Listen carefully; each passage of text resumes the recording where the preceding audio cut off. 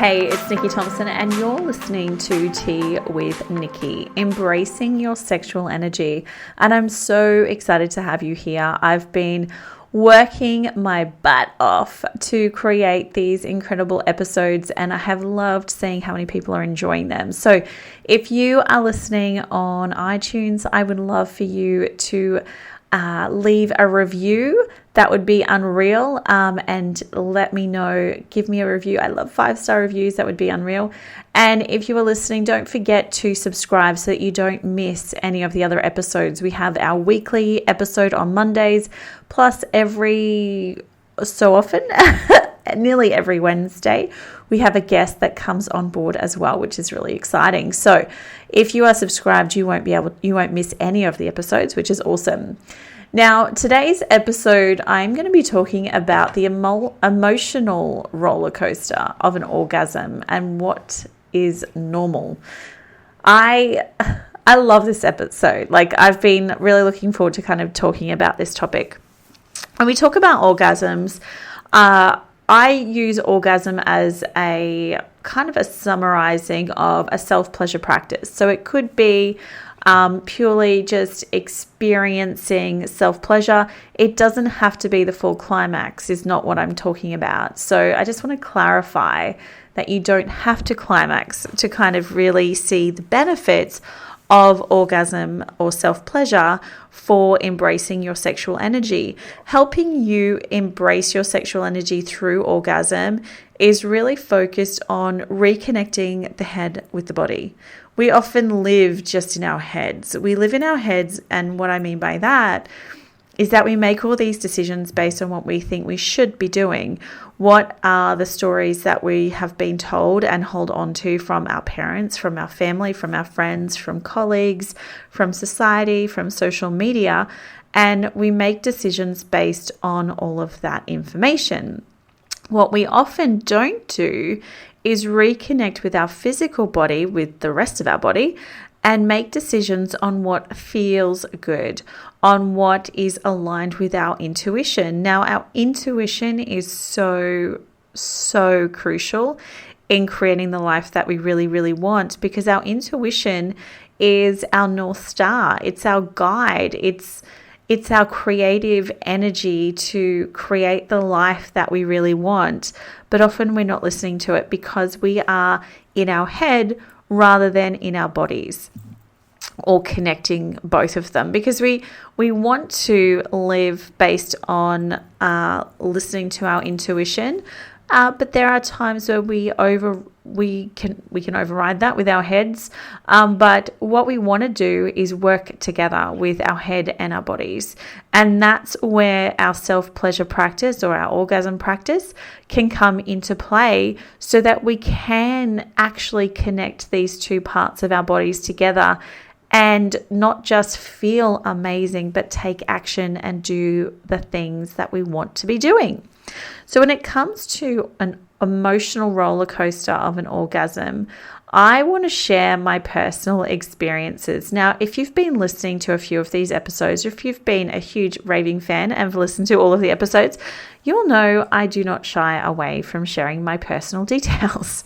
So I would like to share a little bit about the emotional roller coaster of an orgasm. Now, for me, this whole topic actually came up because I was having lunch with my partner the other day and we were brainstorming some topic ideas. Now, he's all about like, let's talk about the sex, let's talk about the positions, blah, blah, blah, blah. Like he loves this podcast. He loves,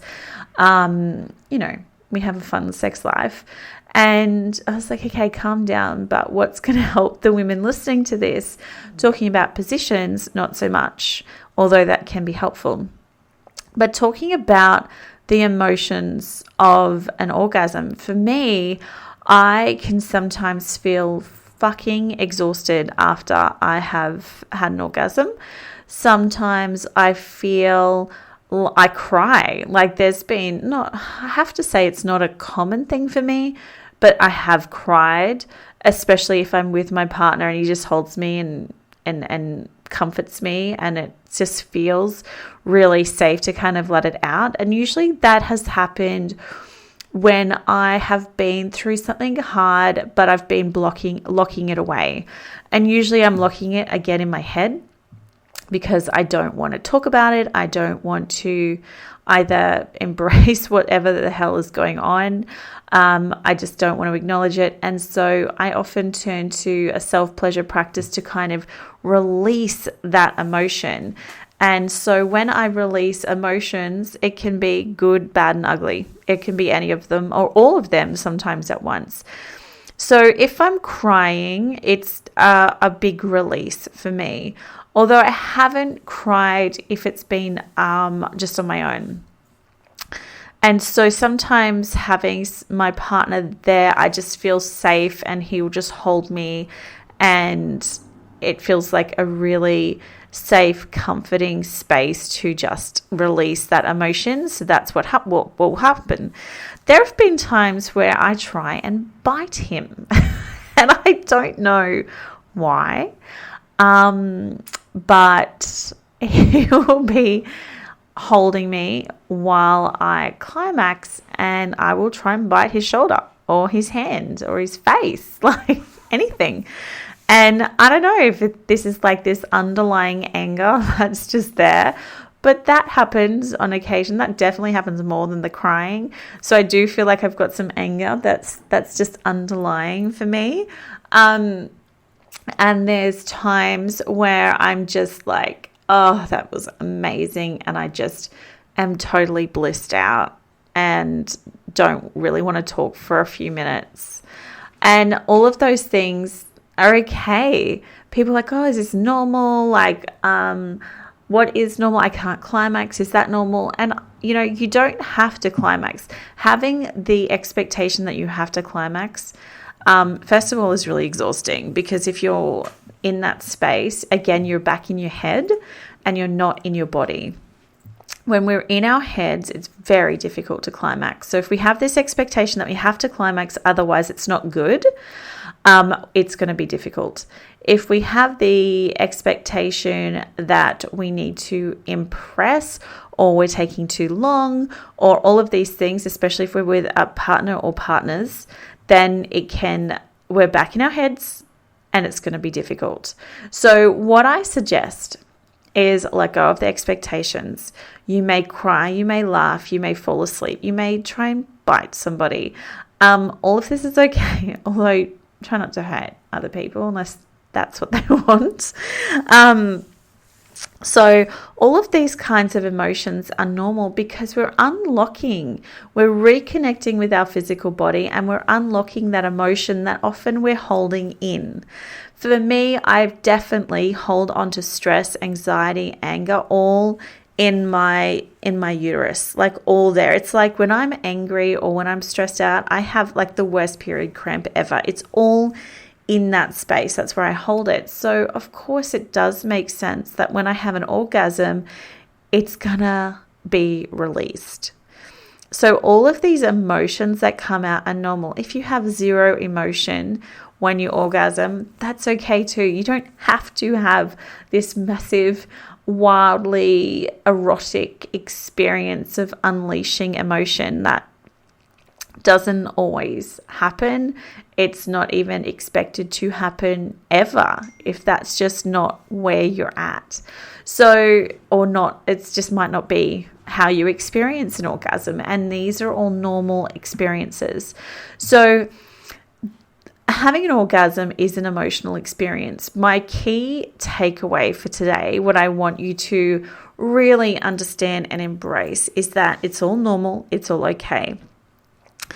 That if we are stuck in our heads, then we're not going to be in our body. And that's the whole point of this practice, is my message for all of the things that I do is orgasm is an amazing way that we can reconnect in with our physical bodies and start to move out of just living in our heads. So that's what I want you to take away, is that this is what it's for.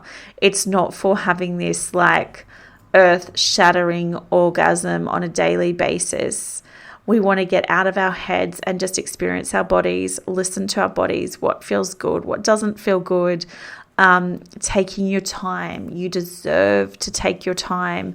It doesn't have to be done in 10 minutes. It doesn't even have to be done in an hour. If we're going more than 10 minutes, I urge you to use lubricant because it could hurt. It hurts. There's a lot of chafing that could happen here. So what I want you to do is to really keep that in mind, that your orgasm is okay, whatever you experience. And all that the focus needs to be is getting back into our bodies. It's all about you.